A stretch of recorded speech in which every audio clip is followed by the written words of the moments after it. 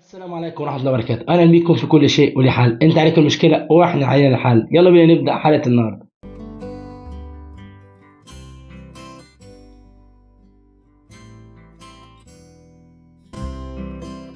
من عيادة بتقول خطيبي كان عندنا وقال لي افتح لي الواي فاي علشان مفيش شبكة. المهم بابا قال له تعالى نصلي العشاء في الجامع وساب الموبايل، ويا دوب كتبت الباسورد لقيت رسائل جايه له عشان دخلت عليها بالغلط، ولقيت اكونت صاحبتي المقربه بعتها له بتقول له لما تروح ابقى كلمني.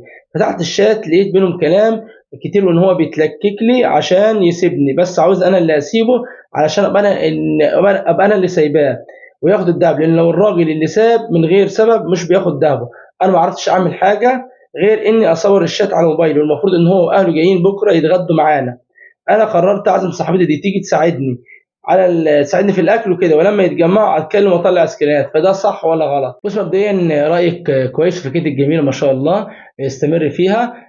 صدقني افضل حل في الموضوع ده المواجهه، تجيب الاثنين قصاد بعض عشان خاطر ما يلعبوش بيك. لو انت مثلا كلمت خطيبك لوحده هيدور على اي مبررات او كذلك كلمت صاحبتك برضه هتدور على اي مبررات، والاثنين يتفقوا على بعض عليكي، تمام، ان هو ازاي يطلع من الموضوع دوت. لكن لما انت تواجههم فمش هيبقى عندهم وقت ان هم يفكروا في ردود مسبقه، وكل حاجه تتكشف على حقيقتها.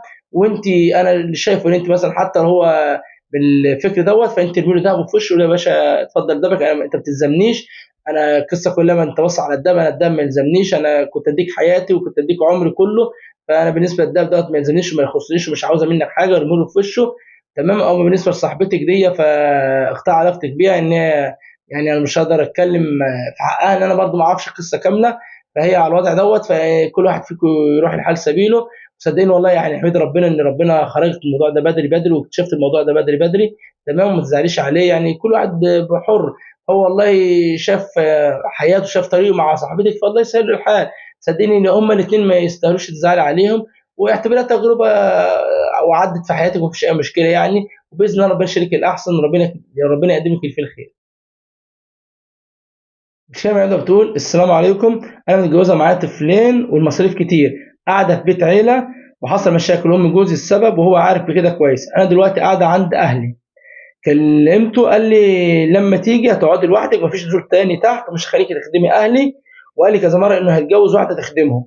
فانا مش عارفه اعمل ايه، اروح عشان مصاريف العيال كتير عليا واهلي ظروفهم على قدهم، بس هو قال لي اكتر من مره انه هيتجوز. فدوني بالله عليكم. وعليكم السلام. مبدئيا كده انت مش موضحه ان انت مشكلتك الاساسيه ان انت قاعده في بيت عيله والمشاكل بتحصل بينك وبين والدته اللي هي حماتك، وانا مشكلتي انه هيتجوز تاني. موضوع انه هيتجوز تاني ده في الحاجه وفي الاول وفي الاخر هو ده حقه انه يتجوز، تمام، طول ما هو مش مقصر معاك وبيديك حقوقك كامله فهو حقه انه يتجوز، وانت حقك ترفضي كده او ايه تقبلي كده.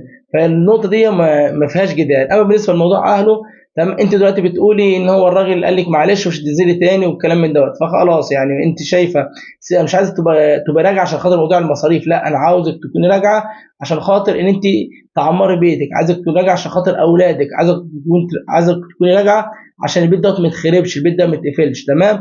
اما انت بقى قصه يتجوز ما يتجوزش زي ما قلت لك، ده حاجه في الاول وفي الاخر دي قناعتك الشخصيه، في الاول وفي الاخر دوت انت راحتك. والله انت قبل الموضوع دوت فخلاص، كان بها لا مش قبلها، برضو انت في الاول وفي الاخر ده قرارك الشخصي وده راحتك. لكن بالنسبه لاهله انت اعملوا له قعده كبيره لما يجي وخلي ناس كتير تشهد عليه، ولو حد من اهله شاف ان هو يعني انسان عاقل يتدخل ما بينكم ويحط نقطه على الحروف ويشرط عليه شروطات ان هو ما يعملش كده تاني. والله هو في الاول وفي الاخر اقول لك جربي وباذن الله خير، وان شاء الله يكون يعني ينفذ اللي هو قال لك عليه. صدقيني يعني على قد ما تقدري ارجعي عشان خاطر بيتك، عشان خاطر اولادك، الاولاد هم يبقوا ضحايا في الموضوع دوت. ما دام الشيله تقيله عليك خليه هو يشيل مسؤوليته، خليه هو يشيل شيلته، ما تخليش اهلك هم على قد حالهم، ربنا يعينهم، ربنا يساعدهم يا رب، ان يشيل الشيله مش شيلتهم وهو يتجوز ثاني ويعيش حياته. لا صدقني انت كده مفكري بعقلانيه شويه، وارجعي بيتك يا ستي وباذن الله خير. وفي النهايه نتمنى تكونوا فكره في حل المشكله، وان الحلقه تكون نالت اعجابكم. ولو في اي حد بتواجه مشكله فما تقدرش تتواصل معانا، وهيلاقي كل المعلومات اتصال بينا متاحه تحت في صندوق الوصف. طبعا ما تنساش اللايك، لان اللايك دوت اهم وافضل حاجه ممكن تقدمها لصانع المحتوى عشان يستمر في المحتوى اللي بيقدمه او يطور منه، وكذلك الشير وكذلك الشارك في القناه عشان نقدر نوصل ناس اكتر ونساعد ناس اكتر. وفي النهايه ما تنساش اخواننا في غزه وفلسطين بالدعاء ومحاوله نشر الروايه والسرديه الفلسطينيه في كل مكان. وكذلك يا جماعه مقاطعه سلاح مهم جدا، اللي ما قاطعش يقاطع، واللي مقاطع يكمل مقاطعته ويحولها من مقاطعه لاستغناء، وباذن الله ربنا ينصرهم. ودمتم في رعايه الله وامن، والسلام عليكم ورحمه الله وبركاته.